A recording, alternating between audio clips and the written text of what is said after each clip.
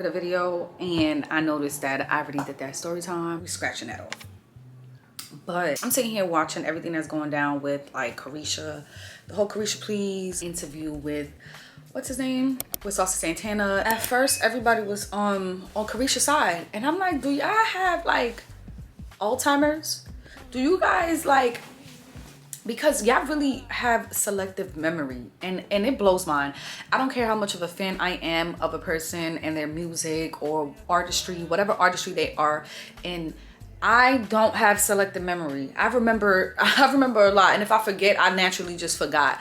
But I'm not gonna sit here and pretend like, oh, Caresha was also innocent, because Caresha was far from being innocent, okay?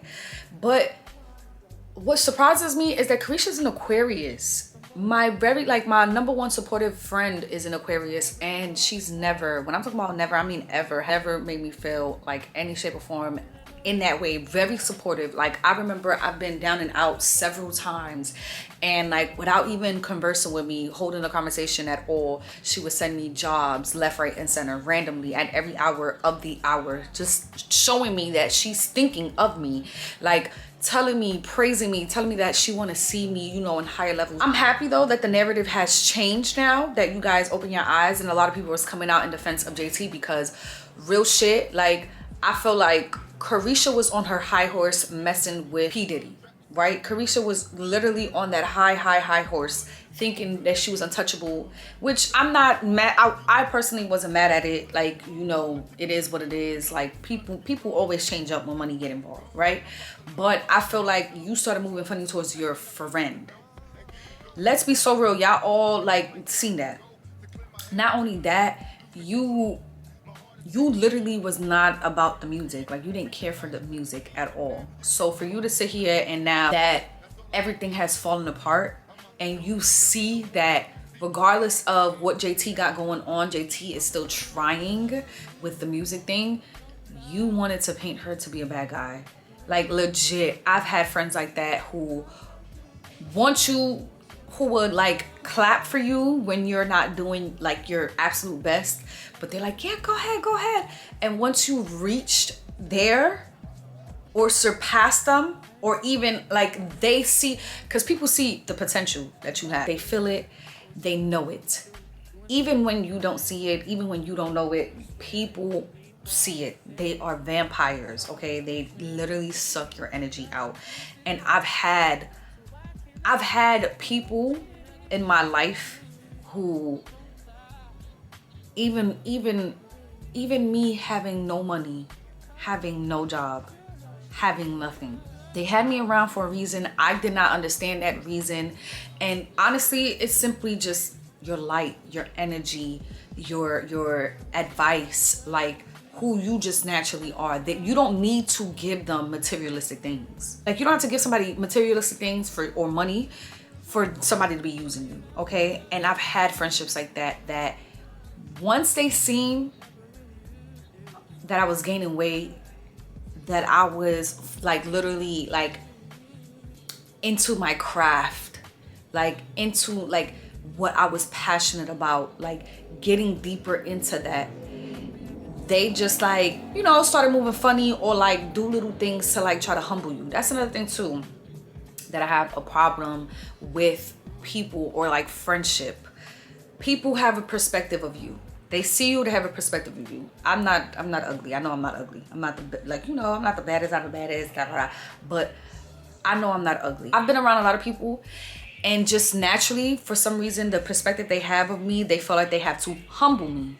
And it's like, I walk around humble. I legit, I'm a very, like, I shop at Primark. I literally love the cheap sales, all of that. I am not a Hasidity, bougie, you know, Hollywood type girl. Like, I keep to myself, yes, but like very much humble. When I get around people who I see like my energy move them, and not in a good way, like my energy bothers you that enough that you have to humble me, you have to bring me down, I know something that's internal. There's something wrong with you.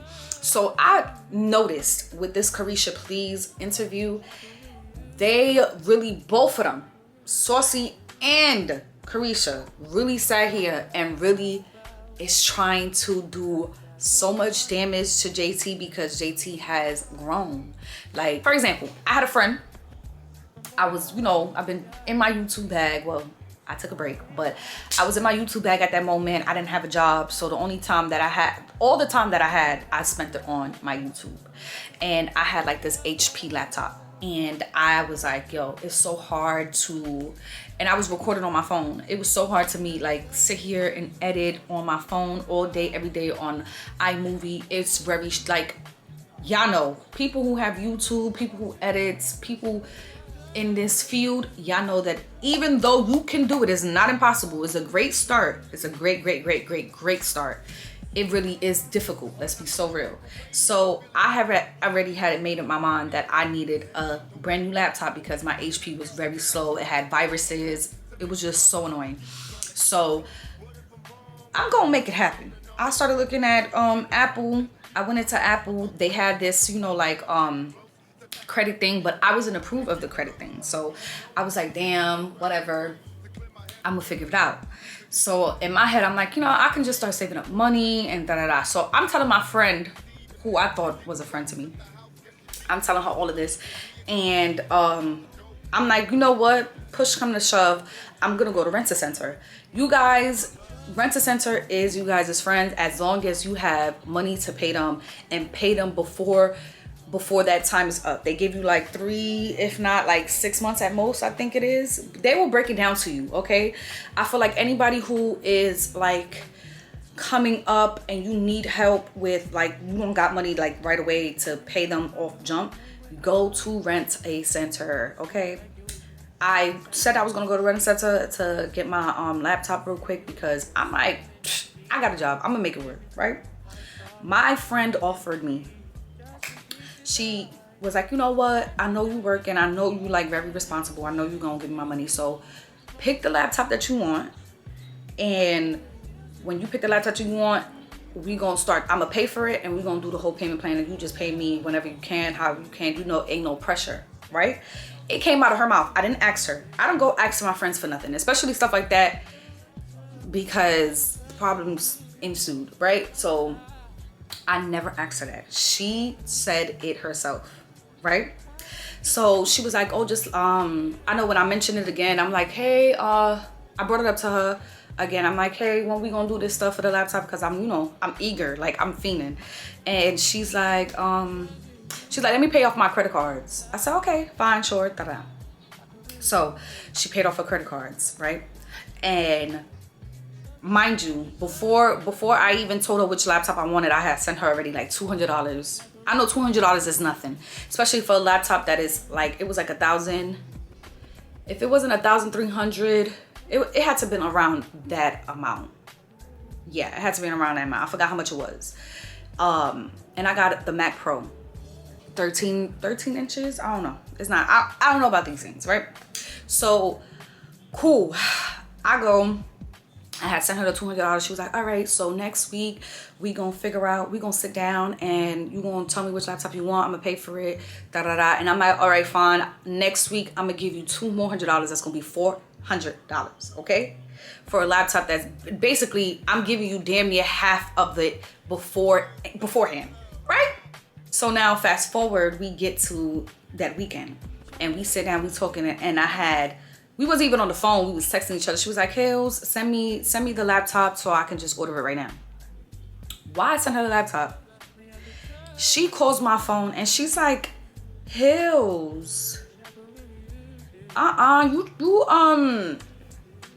laptop you sent me is very expensive. Mind you, this girl, money to this girl was never a problem.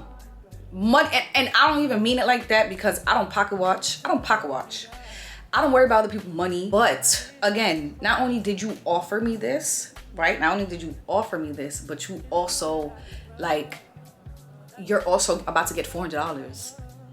That day, you will only be paying $900 for a laptop. She's like, yeah, Hills, I don't even like, pick a different one. I don't even got that laptop. I don't even have that laptop. I don't even got that one. That's one of the newer ones. I don't even have that one. Mind you, this girl has a laptop, an iPad, an Apple desktop, the newer one. And I promise you, money ain't never been a problem to that girl. But she didn't like the fact that I had something that would have been newer than hers. Something that she offered.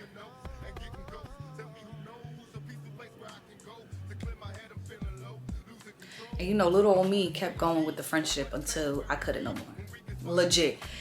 Women specifically, it's so sad. Women, let me not even say women, people don't ever want to clap and support you unless you're doing worse than them. The minute that you're doing better than them, they always have something to say. They don't support you. They want to turn around and walk around and tell everybody and their mama how bad of a person you are. So I need y'all to be more careful and pick y'all friends better, because I promise you, the whole Caresha and JT stuff, they've been not being cool before JT even got on a remix, before JT even started making her own music. Let's be so real. Let's be so real. The City Girls was going down before JT was making her own music behind her back. Okay, and everybody like, oh, why she didn't tell JT, why she didn't tell Caresha about the, why would she do that when Coyle Ray got her fucking feature snatched from her because her pops went running his mouth? Why would JT do that? Nobody probably, and all those women that was featured on that song probably didn't tell nobody. How are y'all mad? And then y'all keep bringing up, oh, Caresha held JT down when she was locked up. It was the City Girls. Caresha had no choice. She had signed contracts. Things were already in the making. Already, like, you had to finish out what you started. Whether if JT was there or not. And Caresha was pregnant. How was you gonna make money? My love, let's be so real. How was you gonna really make money? So you had to do your job. Be careful who y'all friends with. Be careful who y'all call friends. I feel like, I thank God that everybody realized what was going on between JT and Caresha, because to me, what they did was trying to sabotage JT whole situation. And just like Joe Budden said, JT has been talking nothing but nice things. Even when she spoke about it, she didn't even really go in. Caresha, you had so much to say about JT, but didn't have nothing to say about P. Diddy. I'm telling you, women are so weird. Women are so weird.